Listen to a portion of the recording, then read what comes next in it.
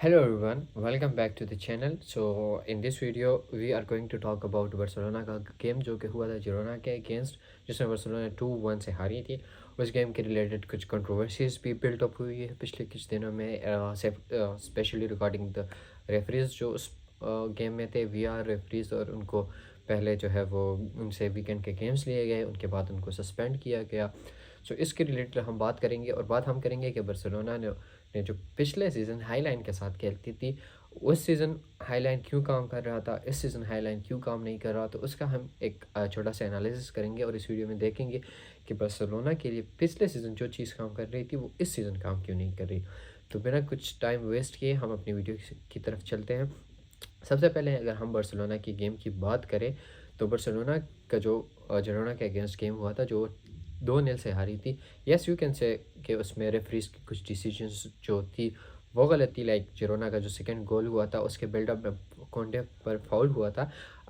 I don't say कि इस गोल को डिसअलाउ करना चाहिए था, बट मेरे हिसाब से वीएआर को सिर्फ रेफरी को इतना बता देना चाहिए था कि रेफरी उसको आके देख ले, शायद उसको वो डिसअलाउ करे, क्योंकि हमने मोस्ट ऑफ द केसेस में इन टाइप के जो गोल्स होते हैं उनको डिसअलाउ होते हुए देखा हुआ है। स्पेनिश लीग में भी, इंग्लिश लीग में भी, सारी लीग्स में इस तरह के जो फॉल्स होते हैं जो बिल्डअप में होते हैं, उनके बाद जो गोल होता है वो मोस्टली डिसअलाउ ही होता है। तो वीआर को कम से कम रेफरी को रेफ़र करना चाहिए था उसको, जो कि नहीं हुआ। और जिस पे स्पेनिश जो रेफरीज का बोर्ड है उन्होंने डिसीजन भी लिया है, जो रेफरीज हैं उनको, वीआर के जो रेफरीज थे उनको सस्पेंड भी किया है। So it's a good step.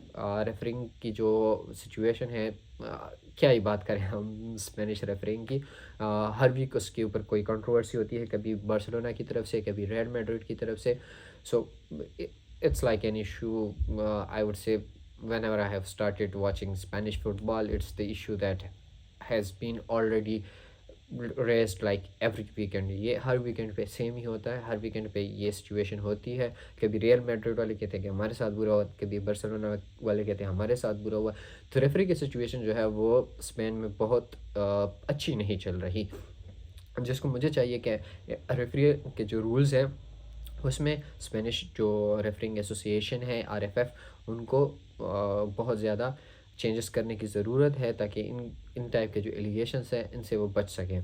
उसके बाद हम बात करें गेम की, तो गेम जिस तरह हमने कहा कि कंट्रोवर्शियल डिसीजंस भी थे, कोंडे का फॉल था, इसके अलावा जो लमीन ने पेनल्टी ली थी, ऑफ कोर्स उसने मिस कर दी है अपनी पहली पेनल्टी ला लीगा की, जो उसने मिस की है, क्योंकि उससे पहले इसने 6 पेनल्टीज़ ली थी, 6 कैची उन्होंने गोल की थी। तो पहली पेनल्टी उन्होंने मिस की है, मिस तो नहीं की, खैर वो क्रॉस बार लगे जिससे वो डिफ्लेक्ट होकर पीछे आई है, लेकिन उसकी भी एक इमेज सर्कुलेट हो रही है कि जो जिरोना का प्लेयर है वो पहले ही लमीन के बॉल को किक करने से पहले ही डी के अंदर आ गया था।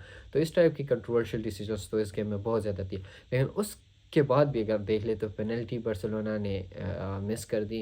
इसके अलावा रफीनिया का 1v1 अच्छा चांस बना था, लमीन का 1v1 अच्छा चांस बना था। तो इस गेम में सिर्फ रेफरिंग गलत नहीं थी, बल्कि बार्सिलोना की जो फिनिशिंग थी, जो पिछले सीज़न टॉप क्लास थी। बार्सिलोना पिछले सीज़न जितने चांसेस क्रिएट कर रही थी उससे ज़्यादा वो गोल स्कोर कर रही थी, और इस सीज़न तकरीबन सेम ही चल रहा है। बट पिछले 2 गेमों में बार्सिलोना की फिनिशिंग जो थी वो बहुत ही पुअर रही है। रफीनिया तो खैर इंजरी से वापस आए हैं, उनके बारे में तो इतना कुछ नहीं कह सकते, लेकिन लमीन की भी फिनिशिंग, और फ़िरान तो मेरा भाई फ़िरान ही है, उनकी तो फिनिशिंग काफ़ी वीक ही चल रही है। तो उसके रिलेटेड तो बंदा बात ही नहीं कर सकता। तो बार्सिलोना की ओवरऑल जो फिनिशिंग थी इन फ्रंट ऑफ गोल वो अच्छी नहीं रही। और दूसरी जो चीज़ है कि बार्सिलोना पोजीशन बहुत जल्दी जल्दी लॉस्ट कर रही है इस सीज़न।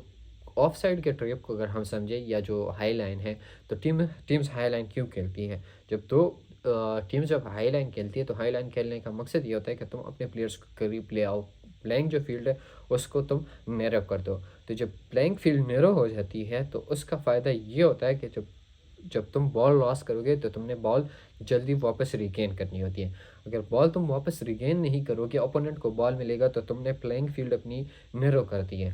अब वो तुम्हारे डिफेंस के ऊपर से बॉल डालेंगे और इनका रनर निकलेगा, तो उसके पास आपके गोलकीपर तक या आपके गोल तक और आपकी डिफेंस लाइन के बीच में बहुत ज़्यादा एरिया है, तो वो उसको एक एक्यूरेट बॉल देंगे और वो एक एक्यूरेट रन मारेगा। तो वो लाइक 90 to 99% चांसेस है कि वो उसको बॉल मिलेगी, वो गोल स्कोर करेगा अगर तुम बॉल को टाइम पे रिकवर नहीं कर पाओगे।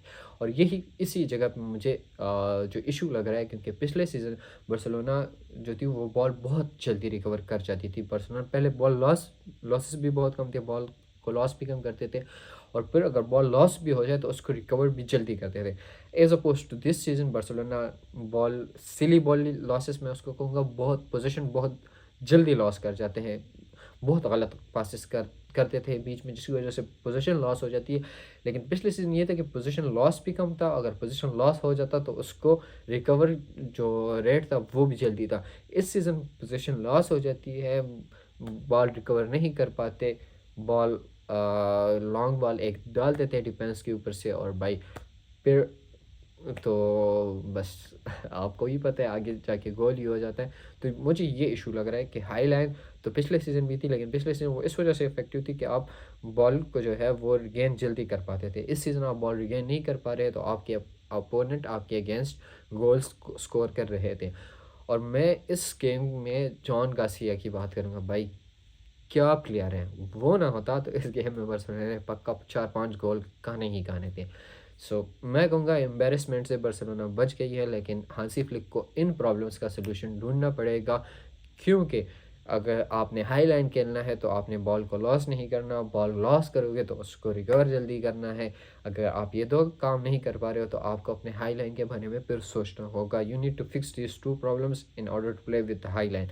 अगर आप हाई लाइन खेलना चाहते हैं तो ये दो प्रॉब्लम्स आपने फिक्स करने ही करने हैं, नहीं तो आपको फिर हाई लाइन छोड़नी पड़ेगी। जिस तरह के सुनने भी आ रहा है कि एथलेटिको मैड्रिड के गेम के बाद प्लेयर्स ने भी कुछ इस तरह कहा है कि मतलब अगर रफीनिया और पेड्री हमारे पास ना हो तो हम थोड़ा सा लो ब्लॉक खेलेंगे, बहुत हाई लाइन नहीं खेलेंगे। ये स्पेकुलेशंस हैं, इसके बारे में कोई कुछ नहीं कह सकता। कुछ जर्नलिस्ट ने रिपोर्ट की है, इस तरह हुआ भी है या नहीं हुआ, इसके बारे में हम कुछ नहीं कह सकते। बट बार्सिलोना का जो अगला गेम है, एक गुड न्यूज़ बार्सिलोना के लिए आई है कि लेवांटे के अगेंस्ट जो गेम है इस वीकेंड को, उसमें पेड्री अवेलेबल होंगे। अब देखते हैं कि पेड्री कितना खेल पाते हैं, क्योंकि पेड्री बार्सिलोना के मिडफील्ड के एसेंशियल पार्ट है। पेड्री और जो फ्रेंकी de Jong है, वो दोनों जब खेलते हैं ना तो बार्सिलोना कि बॉल जो वो लॉस करते हैं, पोजीशन लॉस करते हैं, वो बिल्कुल कम हो जाता है, क्योंकि ये दो ऐसे बंदे जो बॉल रखना जानते हैं, वो जो ओपोनेंट है उसको फ्रस्ट्रेट करना जानते हैं। तो वो दोनों जब होते हैं तो फिर बार्सिलोना बहुत अच्छा खेलती है, क्योंकि बॉल लॉसेस कम होते हैं, रिकवरी ज़्यादा होती है, जल्दी रिकवर कर जाते हैं अगर बॉल लॉस भी हो जाए। तो लेट्स होप कि बार्सिलोना अपनी गलतियों से सीखेंगे और अगला गेम अच्छा प्रिपेयर करेंगे। और do let me know in the comment, how did you like my video? Is it good? Is it better than the first?